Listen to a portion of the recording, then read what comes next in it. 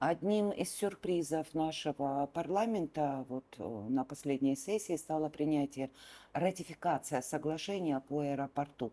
Хотелось бы услышать вашу оценку данного соглашения. Ну, в целом, конечно, аэропорт нужен Абхазии, и вопрос запуска аэропорта стоит прямо с момента окончания войны. Так или иначе, об этом говорили все президенты. Но то соглашение, о котором вы упомянули, к сожалению, я могу характеризовать это соглашение как, ну, наверное, самое ущербное соглашение за всю историю нашей страны. Я даже не представляю, насколько надо быть некомпетентным, чтобы подготовить вот такое ущербное для нашей страны соглашение. Учитывая еще то, что это вообще, в принципе, политическое решение, основано на политических основаниях. Это принято, вы знаете почему, решение открыть в Абхазии аэропорт. Это воля руководства России. И вот в этих условиях наше руководство, правительство не сумело проработать документ, который хоть как-либо соответствует интересам нашего государства, как краткосрочным, так и долгосрочным. Если его прочитать, там обязательства абхазской стороны расписаны в 20 пунктах. И практически большая часть этих пунктов невыполнимы. Ну, например, абхазская сторона обязуется обеспечить аэропорт 4 мегаваттами электроэнергии первой особой категории. Ну, для Что это значит? сравнения, это 200-260 домохозяйств. Ну, это одно село обеспечить. Что такое первый класс особой категории? Это бесперебойная подача высокого класса напряжения электроэнергии. Плюс к этому эта категория подразумевает еще и альтернативный источник. То есть это, в принципе, невыполнимая для нас история, потому что у нас дефицит электроэнергии внутри Абхазии до 1 миллиарда киловатт-часов. И в этом же соглашении, что самое плохое, вот статья 5, оно передо мной, абхазская сторона взяла на себя обязательство, если мы не обеспечим своевременное исполнение вот этих обязательств в 20 пунктах, то мы несем, абхазское государство, то есть все граждане, несут материальную ответственность, равную сумму ущерба и незапланированных убытков российского юридического лица. Абхазская сторона обязана компенсировать в том числе затраты, понесенные юридическим лицом на проведение строительно-монтажных работ, а также работ по реконструкции сооружений. Это вот один из пунктов, который говорит о следующем. Значит, что может произойти? Некий инвестор будет производить строительно-монтажные работы, да, там полное освобождение от всех видов налогов, преференции на 25 лет, хотя у нас по закону об инвестиционной деятельности инвестиции в форме капитальных вложений, льготы предусматриваются сроком до 8 лет. И тем не менее еще обязательства абхазской стороны. То есть инвестор возьмет, есть такая возможность у него, если он будет недобросовестный, раздует смету, никто у нас ее проконтролировать не сможет, это будет там 15 миллиардов, 10 миллиардов, 5 миллиардов. И зацепившись за какой-то один из 20 пунктов, что абхазская сторона по объективным причинам не сможет выполнить, он просто потребует возместить ему ущерб. В итоге абхазское государство будет должно несколько миллиардов рублей какому-то инвестору. Меня удивляет, что в парламенте, кроме 3 депутатов, там довольно грамотные, опытные люди, кроме 3 депутатов, ни у кого не возникло вопросов к этому соглашению. Опять же хочу повторить, аэропорт, безусловно, нам нужен, и мы поддерживаем эту инициативу. Но реализация этой инициативы, она просто не оставляет никакого маневра для абхазской стороны. В этой ситуации возникает, конечно, вопрос, какую цель преследовал президент Абхазии Аслан Бжания, продавливая ратификацию данного соглашения. Ну, и, конечно, хочется верить в то, что он искренне заинтересован в том, чтобы аэропорт заработал, и все вот эти благие намерения, они являются основанием. Но если взять ретроспективу, это работа этой команды, это же не первое пришествие. Можем вспомнить и железнодорожный кредит, и вот сейчас инициатива по майнингу там, и так далее. Да? Все эти инициативы оборачивались против абхазского народа. Поэтому, исходя из этой ретроспективы, мы можем делать выводы о том, что есть желание, намерение просто там, хапнуть и закрыть эту тему, как это уже неоднократно было. Вообще меня поражает вот та наглость, с которой ну, наглость, наверное, да, с которой вот действующая команда продвигает те или иные инициативы. Вы знаете, когда вот у вас кто-то украдет машину, угонит машину 2 раза, и приходит с невинным лицом, третий раз говорит, дай покататься. Вот на это похоже. И у них постоянно какие-то инициативы, которые спасут 7 бед, один ответ. Знаете, сейчас вот тренд новый, инфо-цыгане так появились в интернет-пространстве, которые обещают, значит, все болезни или там богатство с помощью одного курса какого-то. Вот это на это похоже. На самом деле это временщики, и это время показало, потому что если взять все инициативы, они все краткосрочные. Вы обратите внимание, нет ни одной реформы, нет даже попытки создать какой-то план, программу действий с горизонтом планирования 20-30 лет. Это их вообще не интересует. Исполнительная власть сконцентрирована сугубо на проектах, которые там имеют горизонт там, 2-3 года. Как это вот с апартаментами сейчас, новое чудо, да? То есть поэтому, исходя из всех вот этих факторов, и вообще в личность Бжания я не склонен обсуждать там личность, но это человек, который пойман на откровенной лжи неоднократно абхазским обществом. Ни одно предвыборное обещание, данное им, оно не исполнено. Чего стоит цинизм, с которым он открещивался от обещания сократить количество дорожно-транспортных происшествий со смертельным исходом в 2 раза. Приводились какие-то нелепые данные о том, что количество автомобилей увеличилось и так далее. Это на самом деле высшей категории цинизм. Если бы он вышел бы, сказал бы, да, мы пытаемся и будем бороться, но у нас пока это не получается, это имело бы совершенно другой окрас. Но ведь это наглая ложь. То же самое с ввозным НДСом. Борьбы с криминалом, например. Он говорил о том, что криминала не будет. В итоге что мы видим? Абхазия, как будто нам не хватало здесь своего криминала, Абхазия превращается в арену битвы международного криминала. Вот совершенно недавно произошло очередное убийство, иностранные граждане каким-то образом пробрались в Абхазию, спланировали убийство, достали оружие и осуществили свои злые намерения общеопасным способом. А куда смотрела? Это второй случай. А куда смотрела СКБ, руководство СКБ? Ну, они заняты тем, что они следят за оппозицией. Они никак не могут определиться. Вот именно вот я говорю сейчас про руководство СГБ, которое никак не может определиться. Они должны защищать государственную безопасность или они защищать должны лично Бжани. Но сейчас то, что происходит, это все-таки они выбрали защиту лично Бжани и его интересов. Ну, вот мы видим результаты.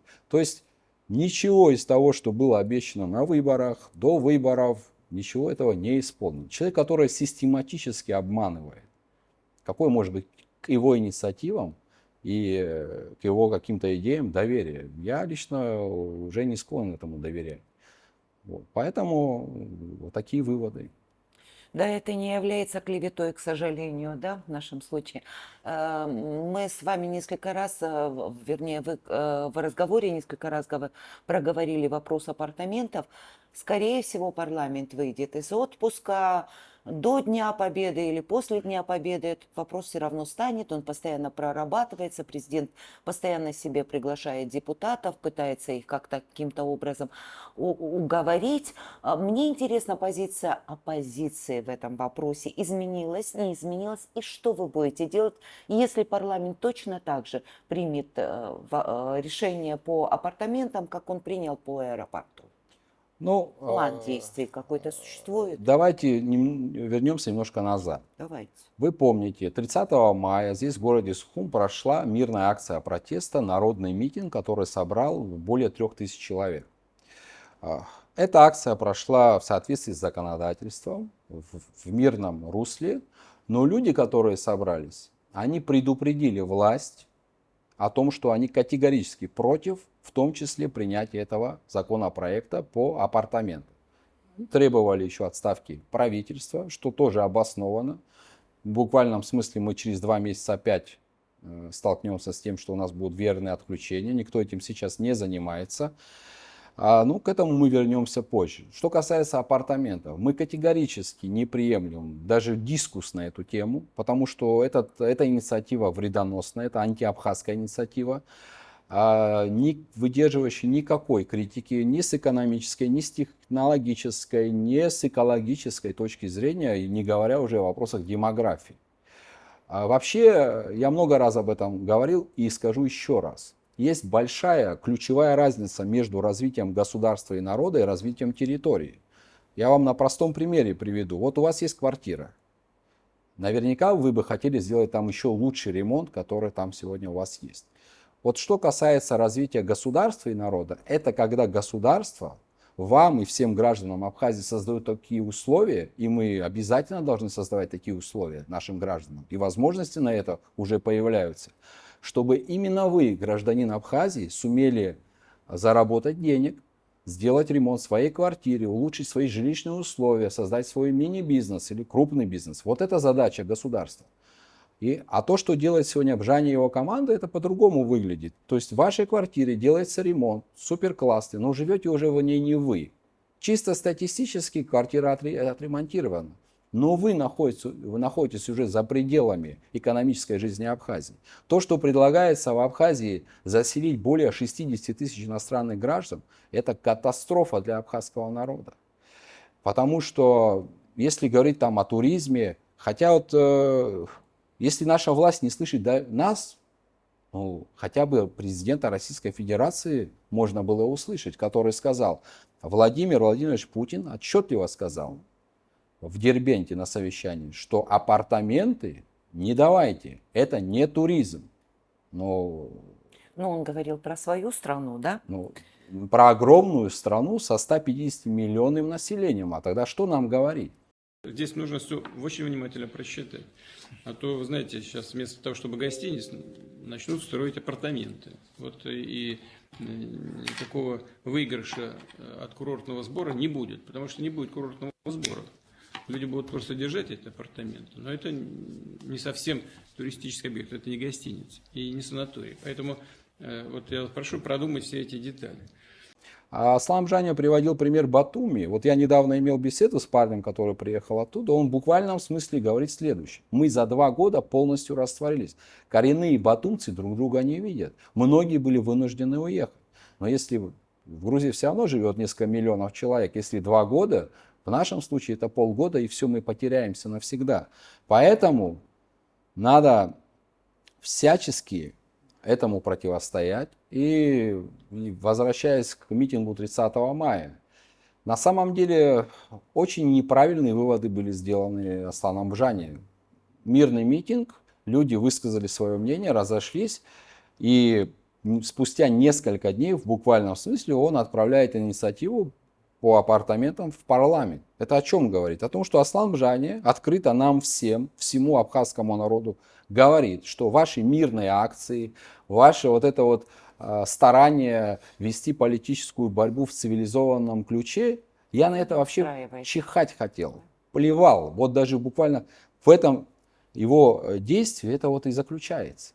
Соответственно, что дальше будет происходить? У общества, не только у оппозиции, у власти есть большое желание запереть этот вопрос по апартаментам в рамки противостояния оппозиции и власти. Это далеко не так. Это общенародный протест. И вот всему народу Аслан Бжани своими действиями не оставляет никакого выбора и дает полный карт-бланш после митинга 30 мая, мирной акции протеста, действовать уже в соответствии с теми традициями, о которых он, кстати, будучи в оппозиции, много говорил. И дальше события будут разворачиваться именно таким образом. Будут очень жесткие действия со стороны общественности. Хочу заметить еще один момент немаловажный. Все политические организации, находящиеся в оппозиции или просто ведущие общественную деятельность, общественные активисты, простые активные граждане, в этом вопросе мы все едины. Здесь у нас нет никакого разночтения. И мы все единым фронтом будем противостоять этому вопросу. Этот вопрос не должен вообще рассматриваться. Это, еще раз повторюсь, это катастрофа для абхазского народа, для абхазского этноса. И не только для абхазов, для всего многонационального народа Абхазии. Поэтому здесь другого толкования быть не может. И я хочу сказать, наверное, какие-то слова и благодарности и парламенту, который выдержал натиск со стороны президента, который позволил себе вообще беспрецедентные вещи, выступая в общественной палате. Когда он сказал, что парламент должен, именно должен рассмотреть этот вопрос в июле месяце. Как известно, парламент этот вопрос не рассматривал. И за это я депутатам парламента, всем без исключения, хочу выразить слова благодарности. Я надеюсь все-таки на то, что понимание интересов абхазского государства и народа, оно будет возобладать.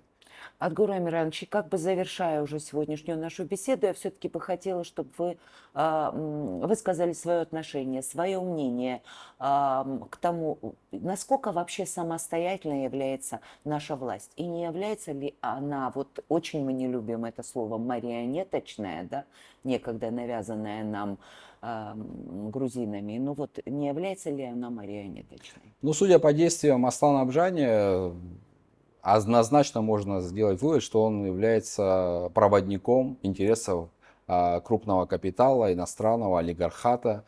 И он, в принципе, как я вижу, старается стать частью вот этой какой-то элиты. Хотя я этой элитой никогда не считал и не считаю. И, конечно, он действует в интересах вот этого крупного капитала. И когда... Дело ведь вот в чем. Мировая история, она много таких имеет примеров. Когда глава государства или правительства завязано на каких-то таких экономических, личных интересах, корыстных, коррупционных схемах, оно всегда становится марионеткой в чьих-то руках. Это мировая история, она много имеет, опять же, африканский континент, практически весь без исключения можно проанализировать. И много других стран, и на постсоветском пространстве есть такие примеры. Поэтому, да, все их действия, они...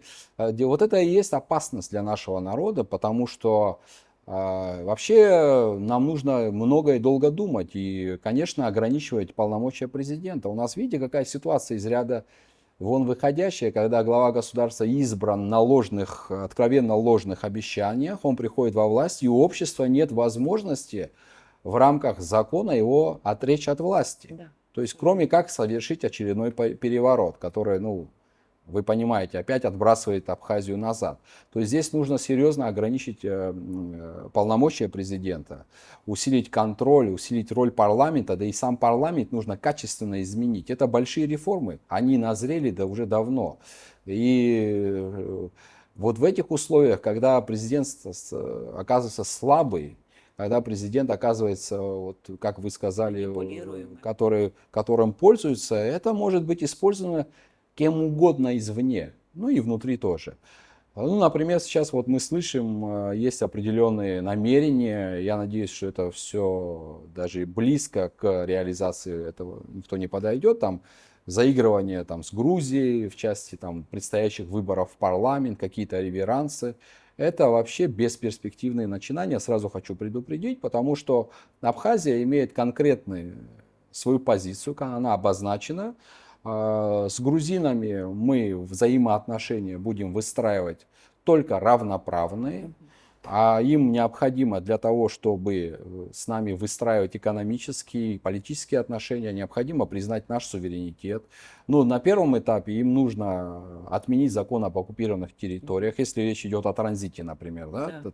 Товаров и услуг, железной дорогой или автомобильным транспортом. Им нужно подписать документ, гарантом которого будут основные игроки здесь в регионе, в первую очередь Российская Федерация, о неприменении силы в отношении Абхазии. И вот тогда можно говорить о каких-то вещах. А играть в одни ворота мы не позволим. Если президент у нас оказался таким, какой он есть, ну, у нас есть общество. И довольно сильное, развитое гражданское общество. Поэтому, да, это отнятые годы у нас с вами. Эти 4 года, там, 5 лет, если каким-то чудом Аслан Абжани доработает свой срок, это будет вычеркнуто из истории 5 лет. И не просто вычеркнуто из истории, а потом нам с вами придется очень много трудиться для того, чтобы исправить все, что было сделано. Ведь Аслан Абжани является еще, немаловажно подчеркнуть, основным катализатором антироссийских настроений в Абхазии. Посмотрите, все его провокационные инициативы приводят к росту антироссийских настроений внутри, особенно молодежи. Вспомните его турне по вопросу госдачи Пицунда, когда он открытым текстом пугал людей, говорил о том, что если мы не отдадим дачу, российская сторона не будет выполнять какие-то обязательства, в том числе там и военные и так далее. Вот такие шли намеки. Это о чем говорит? О том, что он выставляет Россию просто вымогателем. Да, в России есть определенные группы, и это не надо скрывать, этот факт, они и во время войны были, и они никуда не делись, которые считают, что важнее выстраивать отношения с Грузией, и Абхазия это некий инструмент для того, чтобы наладить отношения с Грузией. Грузия более важна. Такие группы влияния были, есть и будут. Но мы всегда опирались и опираемся на других людей, в первую очередь на президента Российской Федерации, который однозначно, там и в его словах, двойного толкования быть не может. Поэтому, конечно, да, это тяжелая ситуация, но мы и оппозиционные организации, и вся общественность, все вместе будем стараться минимизировать тот ущерб, который способна нанести вот эта вот власть, которая у нас сегодня есть. Гурам Амирович, спасибо. Давайте закончим на этой оптимистической ноте и выразим надежду, что народ наш все преодолеет. Спасибо.